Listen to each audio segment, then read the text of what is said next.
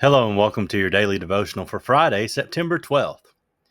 We need to be about removing sinfulness from our lives. That's the purpose of today's daily devotional verse, which is taken out of Ephesians chapter 5, verses 11 and 12. Have no fellowship with the unfruitful works of darkness, but rather reprove them. For it is a shame to speak of those things which are done of them in secret. Paul the apostle here is writing to the Ephesian church, and here in the second half of the letter, he's really talking to them about how to live the Christian life. In the first part of the letter, he talks to them about spiritual salvation, and it's important for us to differentiate between those two, because when talking about our Christian lives, yes, we need to remove sin from our life. Yes, we need to get rid of some of the bad things that we do. But when it comes to spiritual salvation, that is not a necessary step. He famously says in Ephesians chapter 2 that we are saved by grace through faith, and that not of yourselves is a gift of God, not of works, lest any should boast. You know, we don't have to clean ourselves up to be saved. Christ is going to do that cleansing for us.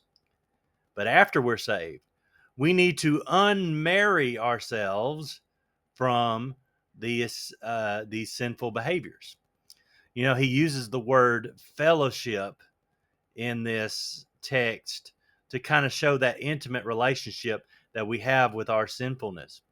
You know, everybody has a couple of things in their life that causes them to sin. And that's different for every person. You're not going to tempt me to use heroin, but another person, that might be a very real temptation. So what we need to do then is, as he says here, have no fellowship. We need to unmarry ourselves from our sinful behavior. We need to get rid of the things in our life that causes us to sin. He talks about here in the second part of this verse about how it's a shame even to speak of these things which are done in secret.